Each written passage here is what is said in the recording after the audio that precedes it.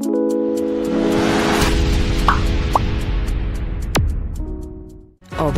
adalah seni. Setelah kemarin kita menyelesaikan semua hasil dan diskusi penelitian eksperimental, baik itu in vitro, in vivo, dan RCT, hari ini saya akan membahas tentang hasil dan diskusi salah satu penelitian observasional, yaitu CAP Study. Judulnya hubungan pengetahuan, sikap, dan perilaku terhadap sebuah medikasi oleh mahasiswa. Jadi CAP itu singkatan dari knowledge, pengetahuan, A itu attitude, sikap, dan P itu knowledge, attitude, practice. Practice itu adalah perilaku, ya. Jadi ini selalu dalam bentuk studi cross sectional. Nah, untuk reminding saja gini ya, tolong diingat ya. Jadi penelitian CAP Study termasuk dalam penelitian observasional dalam arti analitik, itu cross sectional ini ya. Jadi kalau observasional ada cross sectional, case control, dan cohort. Kalau kemarin kita ngomong tentang in vitro, in vivo, dan randomized control trial, ya. Dan judul ini balik lagi sedikit ya, ada 3 faktor risiko: pengetahuan, sikap, dan perilaku. Nah, itu yang kemarin saya ngomong bahwa judul itu berapa banyak faktor risiko itu menentukan jenis analisanya sampai kemana Anda ingin menganalisa. Nah, ini salah satu contoh, dia pengen mencari tahu variabel yang paling berperan, dalam arti tidak hanya analisa bivariat tetapi sampai analisa multivariat, ya. Ini mesti kita tahu, dan itu mesti dibuatkan dalam tujuan penelitian. Jadi mengetahui hubungan antara pengetahuan dan sebuah medikasi, mengetahui sikap terhadap sebuah medikasi, dan mengetahui perilaku terhadap sebuah medikasi, gitu ya. Jenis penelitiannya sudah tadi di depan saya ngomong, penelitian observasional dalam bentuk potong lintang. Dan di YouTube sebelumnya tentang cross sectional sudah saya ngomong, parameter keberhasilannya harus 2 ya. Satu, diketahuinya angka prevalensi, yang kedua diketahuinya prevalence ratio, ya, dengan syarat di atas 1. Betul, kalau di atas 1 artinya betul ada hubungan antara faktor risiko dan outcome, gitu ya. Artinya orang yang berisiko berapa kali untuk menjadi dalam hal ini menjadi suami medikasi, ya. Nah, ini distribusi karakteristik sosiodemografi mahasiswanya, dan ini antara laki-laki dan perempuan itu mayoritas perempuan sampai 83% ya. Ini di kalangan mahasiswa FKUNSI kebetulan ya, penelitiannya dilakukan ya. Dan target tingkat akademik dari semester 1 dan semester 7 tidak diikutkan yang sudah koas atau sudah esket ya dalam penelitian ini, gitu ya.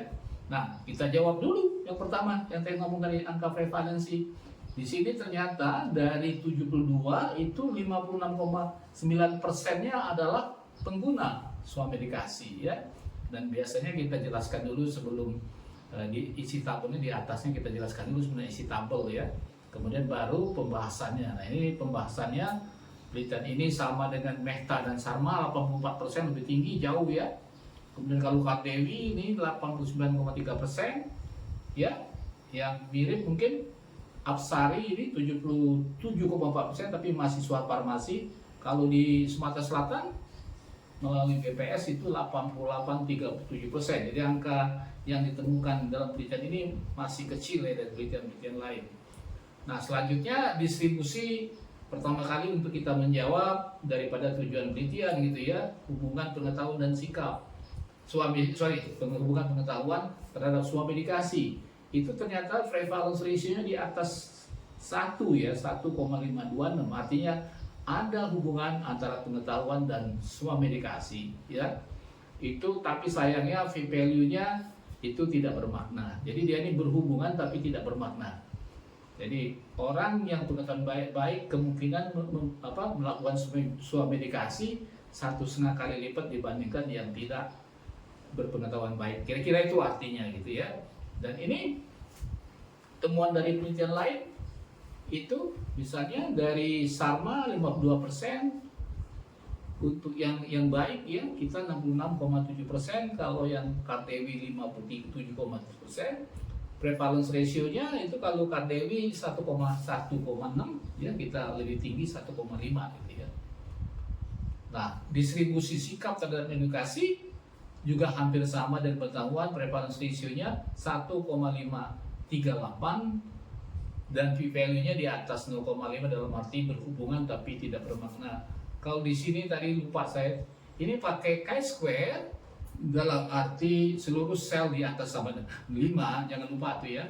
Dan ini ada salah dua sel yang di bawah 5, makanya pakai Fisher exact ya, tes.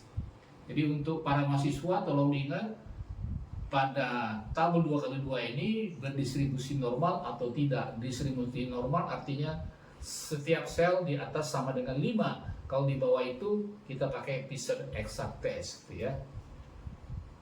Ini pembahasannya jadi hampir sama dengan Meta, tapi ini kita tinggi sekali ya, 95,8%. Kalau di Meta cuma 50,7% yang bersikap baik. Kalau Kardewi 61%. Ini yang kita 1,538, tapi kalau Kardewi 1,542 gitu ya. Nah, dan terakhir ini untuk perilaku ya. Perilakunya yang paling bagus ya, tapi saya tidak bermakna 3,6 ya.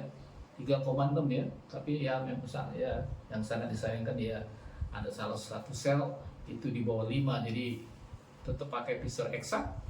Jadi 3,6 ya, 3,6 kali lipat untuk bersuah medikasi.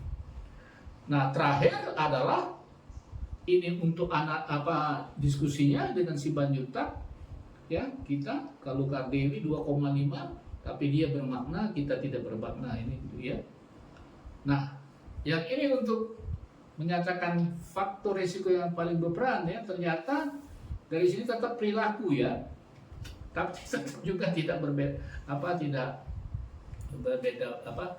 bermakna gitu ya. Nah, disinilah kita harus, kalau seorang epidemiologis harus bisa menjawab apakah terdapat type 1 error ataukah terdapat type 2 error. Untuk type 2 error maksud saya, kenapa sampai begini ya, semuanya naik ya kecuali pengetahuan malah menurun ya, dari 1,5 menjadi 1,25 ya setelah dilakukan multivariat.